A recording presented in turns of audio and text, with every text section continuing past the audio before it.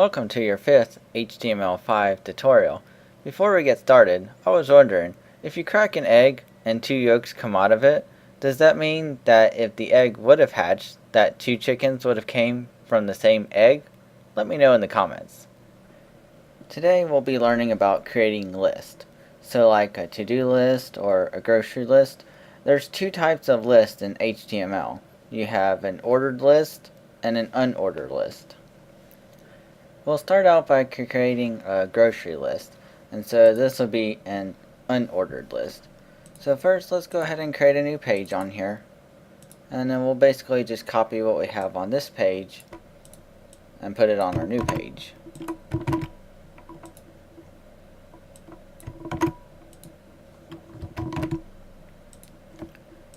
Okay, and let's also add on to our navigation bar so that way it links to our new page that we're creating.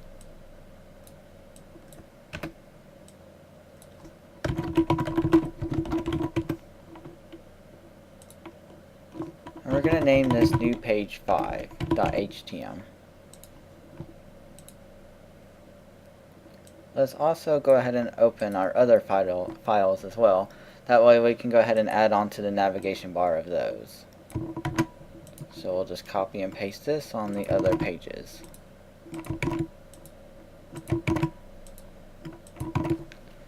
Okay, and then we'll just save all the files. And then that way when we refresh, we have a link to our new page. Okay, so to create an unordered list, the tag would be UL.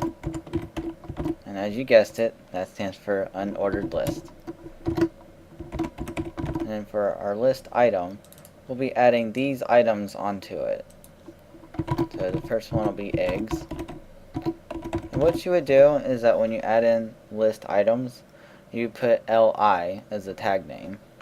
So each item in your list is going to have that.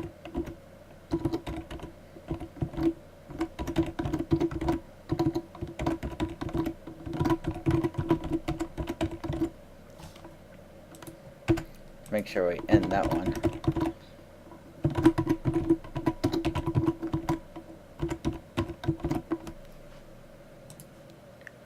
Okay, well let's see what we have going on here.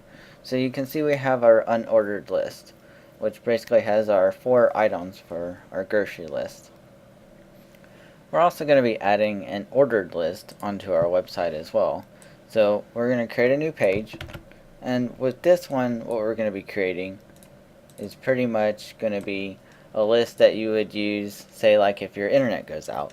So in this case we want to create an ordered list for that, because for the steps on it, we wouldn't want to just randomly pick the steps in there like you would on a grocery list. You want to have the steps go in order.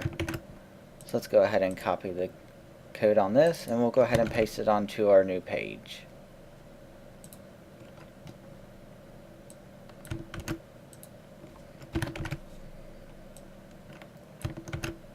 Okay, and let's also add on to our navigation bar as well.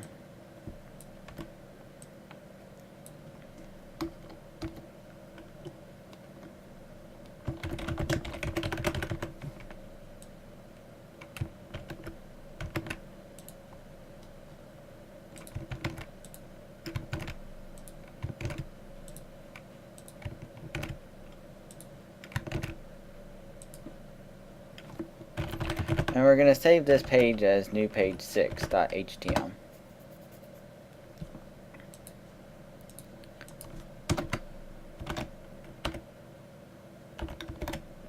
Okay, so like an unordered list was UL, ordered list is going to be OL. And same thing as before, to put the list items, you just put it in LI tags.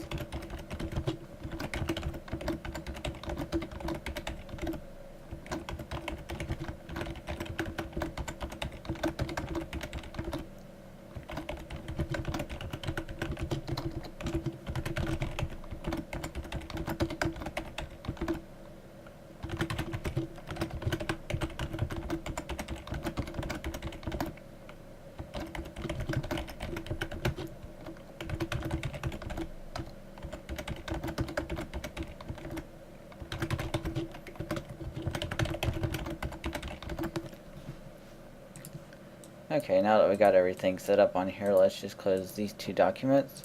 We'll refresh the page, and then we'll click on the link. And you see that we now have our ordered list on our website. Another useful thing that you can do is that you can actually put list inside of a list. So for example, on here, usually we wouldn't want to have it where it would just say wait 30 seconds and then go to the next step. We'll have like a subset in that as well. So we'll create another ordered list on here.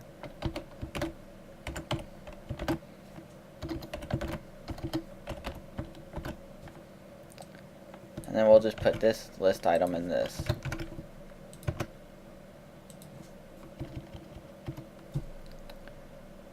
Same thing here.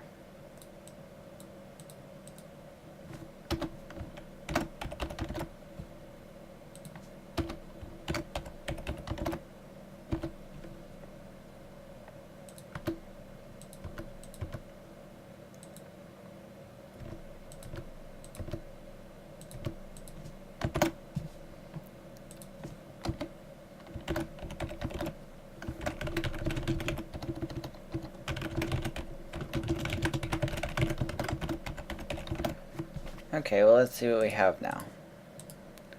So now we have SubList items on here. So for example, we have our 1 through 5, but we also have on number 3 where it says to wait 30 seconds for that particular step. Same thing for number 4. So you can do the same thing on these sub items as well. You can add another list under those, and so on and so on. Okay, well there's also one other tag that I wanted to go over in this tutorial as well. Say like if you needed to split the page into like different sections on here, you could use what is called an HR tag, which is horizontal rule. And so what this will do is that once you put the tag in here, you see that we have this line and it separates the page out. So we can put content under this and you'll see that we have like different sections on the same page. So for this, what we're going to do is we'll create an H5 and we'll say if it's still a problem and put content for if the steps above did not work.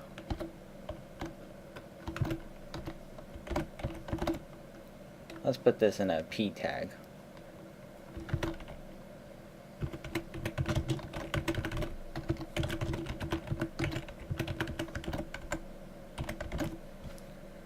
Okay, and let's see what we have.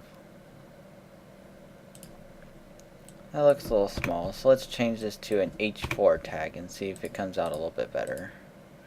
Yeah, I think that'll work. So we'll just go ahead and have it to where if it's still a problem, under the steps on here, and then to say contact the internet provider. Alright, well that about wraps up this tutorial on here.